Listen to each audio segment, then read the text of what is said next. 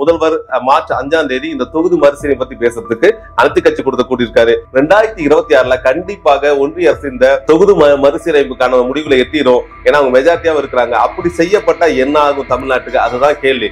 ஒருவேளை அப்படி தொகுதி மறுசீரமைப்பு வந்தா என்ன ஆகும் அப்படின்னு பாத்தீங்கன்னா, ஏற்கனவே தமிழ்நாட்டுல 39 நாடாளுமன்ற தொகுதிகள் இருக்குல்ல, இந்த 39 நாடாளுமன்ற தொகுதிகள் இன்னும் ஒரு 10 இல்ல 7 குறைக்கப்படலாம்னு ஒரு தகவல் சொல்றாங்க.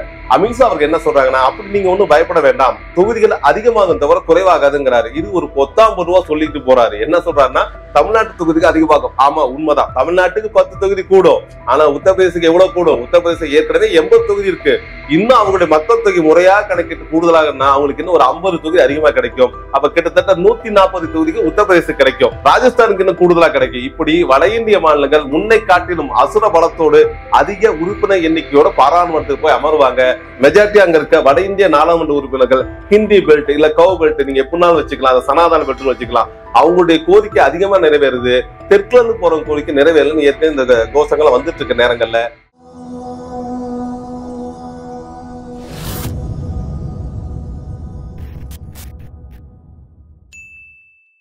இந்தியாவில் தொகுதி மறுவரையறை செய்யப்பட்டால் தமிழ்நாட்டின் உரிமை பறிபோகும் அப்படின்னு முதல்வர் ஸ்டாலின் வெளிப்படைய ஒரு அறிக்கை வெளியிட்டு அதை பற்றி பேசுறதுக்காக எதிர்வரும் மார்ச் 5ஆம் தேதி தமிழக அரசு ஒரு 45 தேர்தல் அரசியல் கட்சிகளை பேச்சுவார்த்தை கூப்பிட்டுருக்காங்க. அதன் மூலம் தமிழகத்தோட கோரிக்கையை மத்திய அரசுக்கு தெரிவிக்க முடியுங்கிற நம்பிக்கையில கூப்பிட்டுருக்காங்க. அப்ப இந்த தொகுதி மறுவரை அப்படின்னு என்னன்னு பாத்தீங்கன்னா, இந்தியாவுடைய முதல் தேர்தல் 1952 ஆரம்பிக்குது. அந்த 1952 முதல் தேர்தல் ஆரம்பிக்கும் பொழுது அன்னைக்கு அரசியல் சாசனம் செயல்பாட்டுக்கு வந்துருச்சு. அந்த அரசியல் சட்டப்பிரிவு 80 படி என்ன சொல்றாங்கன்னா, ஒவ்வொரு தொகுதிக்கும் இவ்வளவு அளவு வாக்காளர் இருக்கணும், மக்கள் தொகையின் அடிப்படையில் தொகுதி பிரிக்க வேணும், அப்பதான் எல்லா மக்களுக்கான உரிமைகளை பேச முடியும், அனைவருக்கும் சமமான உரிமை கிடைக்கும்னு அந்த சட்டம் சொல்லுது. அந்த பிரிவின்படி எவ்வளவு தொகுதி அலாட் பண்றாங்கன்னா, 1952ல இந்தியா முழுக்க மொத்தம் 492 தொகுதிகள் பிரிக்கிறாங்க. அன்னைக்கு இருந்த இந்தியாவோட மக்கள் தொகை 34 கோடி. அடுத்த முறை என்ன பண்றாங்கன்னா, 10 ஆண்டுக்கு ஒரு முறை மக்கள் தொகை கணக்கெடுப்பு எடுக்கணும், அதான் சட்டம் சொல்லுது. அதன்படி அடுத்த மக்கள் தொகை கணக்கெடுப்பு முடிந்த பிறகு 1963ல மீண்டும் தொகுதி வரையறை செய்யறாங்க. அப்ப எவ்வளவு தொகுதி ஒதுக்குறாங்கன்னா, 522 தொகுதியா இந்தியாவை பிரிக்கிறாங்க. அதன் பிறகு 10 வருடம் கழித்து மீண்டும் 1973ஆம் ஆண்டு தொகுதி மறுவரையறை செய்யறாங்க. அப்ப என்ன பண்றாங்கன்னா, மொத்தம் 534 தொகுதிகள் இந்தியாவுக்கு ஒதுக்குறாங்க. இத்தோட இந்த தொகுதி மறுவரையறைங்கிறது முடிஞ்சிருச்சு. ஏன் முடியுதுன்னா, முடிய கிடையாது. 1973 ஒரு முக்கிய நிகழ்வா என்ன நடக்குதுன்னா, பஞ்சாயத்து ராஜ் சட்டம் செயல்பாட்டு கொண்டு வரதுக்கான முயற்சி நடக்குது. இந்த பஞ்சாயத்து ராஜ் சட்டம் என்ன பண்ணுதுன்னா, அது வரைக்கும் இந்தியாவில இந்த 2 அமைப்பு அரசியல் அதிகாரமாக 2 அமைப்புனா, ஒன்று பாராளுமன்றம், மற்றொன்று சட்டமன்றம். இதன் கீழே அந்த அரசியல் அதிகாரம் இந்தியா நடைபெறுது. இந்த பஞ்சாயத்து ராஜுங்கிறது 3வது அடுக்காக உள்ளூராட்சி, உள்ளூர்ல இருக்க மக்கள் பிரச்சனை தீர்க்கிறதுக்கு. ஏன்னா பாராளுமன்றங்கிறது பாலிசி மேக்கிங், இந்திய அளவிலான பாலிசி மேக்கிங், பாதுகாப்பு, நிதி ஆதாரத்தை பெருக்குதல், இயற்கை வளங்களை மேம்படுத்துதல், இந்தியாவில் இருக்க மாநிலங்களுக்கான உரிமைகளை பெற்றுத் தருதல், அதுக்கு சரியா நடவடிக்கை இருக்கிறது. இதெல்லாம் ஒன்றிய அரசோட பணி. அதே போல சட்டமன்றங்கள் பணி எல்லாம் அந்தந்த மாநிலத்தோட வளர்ச்சி போக்குகள், அங்க இருக்க மக்களுக்கு தேவையான அடிப்படை வசதிக்கான கட்டுமானத்தை உருவாக்குறது, தொழில் நிறுவனங்களை கொண்டு வருது, இதெல்லாம் மாநில அரசு பணி. அப்ப இந்த உள்ளூர் மக்கள் பிரச்சனை தினந்தோறும் மக்கள் எதிர்கொள்றாங்கல்ல, எங்களுக்கு சாலை போக்குவரத்து சரியா கிடையாது, குடிநீர் எங்களுக்கு முறையா கிடைக்கிறது இல்ல, ஊருக்குள்ள இருக்க சில தீர்ணை பிரச்சனை தீர்க்க பண்ணணும், இதுக்கெல்லாம் என்ன பண்றாங்கன்னா பஞ்சாயத்து ராஜ் சட்டத்தை 1973 கொண்டு வராங்க. இன்னும் கூடுதல் என்ன ஆகுதுன்னா, 1976ஆம் ஆண்டு என்ன நடக்குதுன்னா, 1976 அனைவருக்கும் தெரியும், இந்தியால எமர்ஜென்சி செயல்படுத்தப்படுது. இந்த எமர்ஜென்சி புகுத்தப்பட்ட பிறகு, அந்த கருப்பு ஆட்சி வந்த பிறகு, அப்ப இந்த மக்கள் தொகை கட்டுப்பாட்டு திட்டமும் மிக தீவிரமா செயல்படுத்தப்படுது. அந்த சூழ்நிலை என்ன பண்றாங்கன்னா, இந்த தொகுதி மறுசீரமைப்பு இனிமே செல்லுபடியாகிறதுக்கு இப்போதைக்கு சாத்தியம் இல்ல. ஏன்னா மக்கள் தொகை கட்டுப்படுத்துங்கிறப்ப, ஏன்னா மக்கள் தொகை அடிப்படை தான் தொகுதி மறுசீரமைப்பு செய்யணும். ஆனா நம்ம தான் என்ன பண்றாங்க, ஒன்றிய அரசு தான் மக்கள் தொகையை கட்டுப்படுத்த சொல்லி திட்டத்தை கொண்டு வராங்க.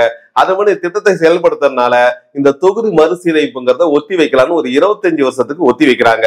மீண்டும் அந்த கோரிக்கை எப்போ வருதுன்னா, திருப்பி 2003ஆம் ஆண்டு வாஜ்பாய் அவர்கள் பிரதமரா இருக்கிறாரு. அந்த காலத்துல ஏன்னா 25 ஆண்டுகள் முடிஞ்சிருது, அந்த தொகுதி மறுசீரமைப்பை ஒத்தி வச்சு மீண்டும் தொகுதியை மறுசீரமைப்பு பண்ணலாம். இல்ல இப்போதும் காலம் சரியாக இல்ல. ஏன்னா இந்த மக்கள் தொகை கட்டுப்பாட்டு திட்டத்தை தென்னிந்திய மாநிலங்கள் அனைத்தும், தென்னிந்திய மாநிலங்கள்னா கர்நாடகா, கேரளா, பாண்டிச்சேரி, தமிழ்நாடு, ஆந்திரா, தெலுங்கானா, இந்த மாநிலங்கள், தெலுங்கானா இல்ல ஒருங்கிணைந்த ஆந்திரா வந்தாங்க, இவங்க எல்லாமே இந்த மக்கள் தொகை கட்டுப்பாட்டு திட்டத்தை இந்திய அரசு எதிர்பார்த்த அளவுக்கு மிக செம்மையாக செய்திருக்காங்க. அங்க மக்கள் தொகை கட்டுப்படுத்தப்பட்டுள்ளது.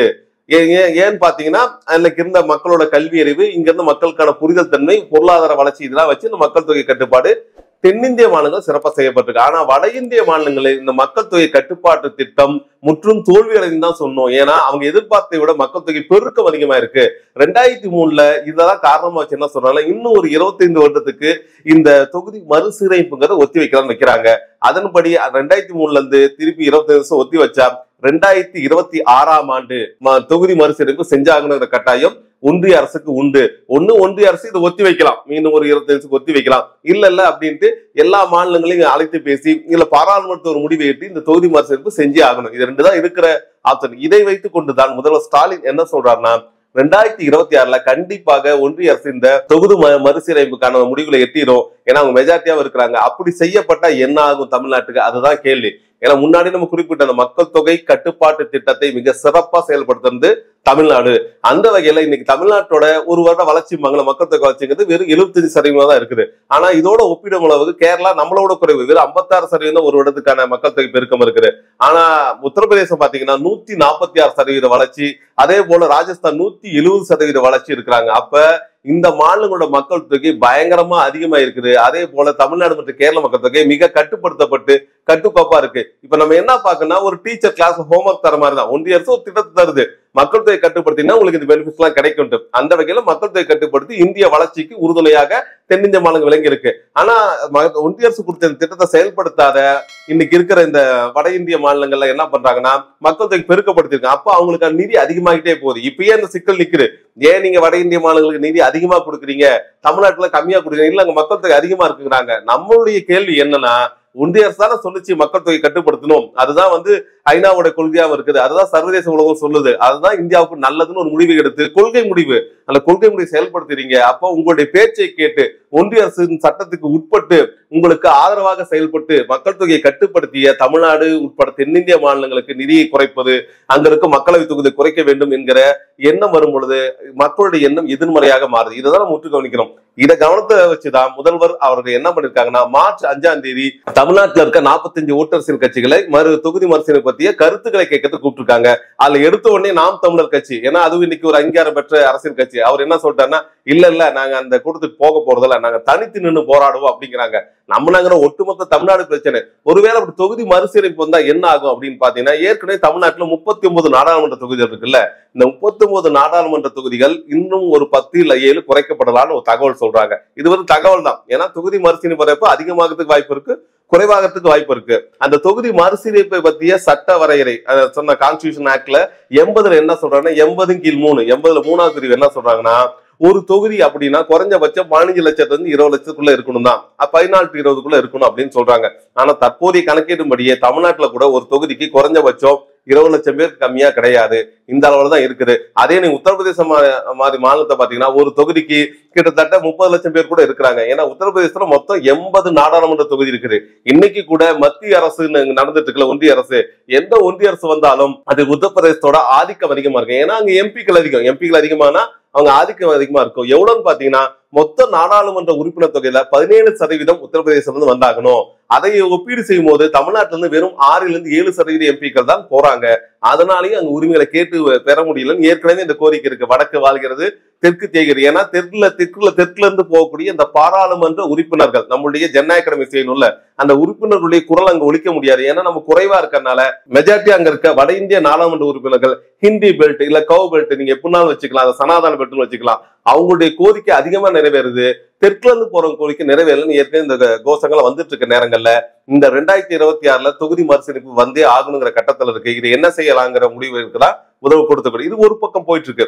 இன்னொரு பக்கம் இன்றைக்கு கோவைக்கு வந்திருக்கிற மத்திய உள்துறை அமைச்சர் அமித்ஷா அவர்கள் என்ன சொல்றாங்கன்னா, அப்படி நீங்க ஒன்னும் பயப்பட வேண்டாம், அப்படி எது வரப்போறது இல்லை, அப்படி வந்தா கூட தொகுதிகள் அதிகமாகும் தவிர குறைவாகாதுங்கிறாரு. இது ஒரு பொத்தாம் பொதுவா சொல்லிட்டு போறாரு. என்ன சொல்றாருன்னா, தமிழ்நாட்டு தொகுதிக்கு அதிகமாகும். ஆமா உண்மைதான். ஏன்னா மீண்டும் மக்கள் தொகை கணக்கெடுப்பு நடத்தி நீங்க தொகுதி மறுசீரமைப்பு பண்ணா தமிழ்நாட்டு மக்கள் தொகை மீண்டும் அதிகமா இருக்கு, 8 கோடிக்கு வந்துடும், 7-8 கோடி வந்துடும். அப்ப அதுக்கேற்ற மாதிரி இன்னும் ஒரு 10 தொகுதி கூடலாம். தமிழ்நாட்டுக்கு 10 தொகுதி கூடும். ஆனா உத்தரப்பிரதேசத்துக்கு எவ்வளவு கூடும்? உத்தரப்பிரதேசம் ஏற்கனவே 80 தொகுதி இருக்கு. இன்னும் அவங்களுடைய மக்கள் தொகை முறையா கணக்கிட்டு கூடுதலாகனா அவங்களுக்கு இன்னும் ஒரு 50 தொகுதி அதிகமா கிடைக்கும். அப்ப கிட்டத்தட்ட 140 தொகுதிக்கு உத்தரப்பிரதேசம் கிடைக்கும். ராஜஸ்தானுக்கு இன்னும் கூடுதலா கிடைக்கும். இப்படி வட இந்திய மாநிலங்கள் முன்னை காட்டிலும் அசுர பலத்தோடு அதிக உறுப்பினர் எண்ணிக்கையோட பாராளுமன்றத்தில் போய் அமருவாங்க. இதை ஏன் இந்த குறிப்பிட்டு சொல்றேன்னா, இப்ப புதிய நாடாளுமன்றம் கட்டினாங்களே, அந்த திறப்புல வரும்போது சிக்கல் ஆனிச்சு. ஏன்னா புதிய நாடாளுமன்றத்தில் இந்த மக்களவை உறுப்பினர் எண்ணிக்கை எவ்வளவு இருக்குதோ அதுக்குதான் சீட் இருக்கணும். அதோட 10 இல்ல 20 கூடுதலா இருக்கலாம். ஆனா எவ்வளவு சீட் இருந்துச்சுன்னா 844 இருக்கைகள் புதிய நாடாளுமன்றத்தில் இருக்குது. இது எங்களுக்கு சர்ச்சை உருவாக்குதுன்னு காங்கிரஸ் உட்பட எதிர்கட்சிகள் அந்த நாடாளுமன்றம் தெரியும் போது குரல் எழுப்பினாங்க. அதே போல மீண்டும் அவங்க என்ன பண்ணாங்க அப்படின்னா, வட இந்தியாவில் இருக்கக்கூடிய எல்லா திட்டங்களையும் அதிகப்படுத்துறாங்க. அதுக்கான நிதி அதிகமா இருக்கு. சமீபத்தை கூட நம்ம பார்க்கலாம். தமிழ்நாட்டுக்கு கொடுக்க வேண்டிய கல்வி நிதி கொடுக்கல, தமிழ்நாட்டுக்கு கொடுக்க வேண்டிய இயற்கை பேரிடர் நிதி கொடுக்க கிடையாது, தமிழ்நாட்டுக்கு கொடுக்க வேண்டிய ஜிஎஸ்டி வரியோட மீண்டும் ரிட்டர்ன் சொல்லுவாங்க, கொடுக்க வேண்டிய அதை கொடுக்க கிடையாது. இது போல தமிழ்நாட்டுக்கு மெட்ரோ திட்டம் உட்பட எந்த இடத்துக்கு நிதி கொடுக்கல. அதற்கு பதிலாக யாருக்கு கொடுக்குறாங்கன்னா, பீகாருக்கும் உத்தரப்பிரதேசத்துக்கும் அவங்களை ஓரளவுக்கு ஆதரிக்கின்ற ஆந்திர பிரதேசத்துக்கு கொடுத்துட்டு இருக்காங்க தவிர மற்ற மாநிலங்களை துச்சமா மதிக்கிறாங்க. இது எப்படின்னா, இப்ப இருக்க எம்பி பலத்துக்கு இவ்வளவுதான் சண்டை போட முடியுது. இன்னும் அடுத்து 2027 தொகுதி மறுசீரமைப்பு பண்ணி என்னதான் தமிழ்நாட்டில் இன்னொரு 10 எம்பி கூடுதலானாலும் நம்மை விட கூடுதலாக உத்தரப்பிரதேச ராஜஸ்தான்லாம் 60ல இருந்து 100 எம்பிகள் அதிகமா இருப்பாங்க. அப்ப நம்முடைய குரல் எழும்பவே எழும்பாது. இந்த கருத்தின் அடிப்படையில் தான் தமிழ்நாடு அரசு மற்றும் இங்கு தமிழ்நாட்டில் இருக்கிற அனைத்து கட்சிகளும், ஒரு சில கட்சிகளை தவிர்த்து மீது அனைத்து கட்சிகளும் ஒற்றை குரலாக இந்த தொகுதி மறுசீரமைப்புங்கிறது எப்படி பண்ண போறீங்க, என்ன பண்ண போறீங்க என்று ஒரு கோரிக்கை வைக்கிறாங்க. இதற்கு அன்னைக்கே அறிஞர் அண்ணாதுரை தெளிவாக சொன்னார், எந்த மாநிலத்தின் உரிமை பாதிக்கப்படக்கூடாது, எல்லா மாநிலத்துக்கும் ஒரே மதிப்பு தர வேண்டும். ஒரே மதிப்புனா இங்க இருந்து 30 எம்பி போனாலும் அவனுக்கு 100 மதிப்பெண். அதே போல உத்தரப்பிரதேசத்துல இருந்து 80 எம்பி போனா அவனுக்கு 100 மதிப்பெண். இப்படி ஒரு அளவீடு வச்சுட்டீங்கன்னா ஒவ்வொரு மாநிலமும் அதற்குரிய குரலை எழுப்ப முடியும். அந்த குரல் ஓட்டெடுப்பின் பொழுது இந்த மதிப்பீடு அடிப்படையில் நீங்க கணக்கிட்டீங்கன்னா அந்த தீர்மானம் வெற்றி பெறதுக்கு வாய்ப்பு இருக்கு.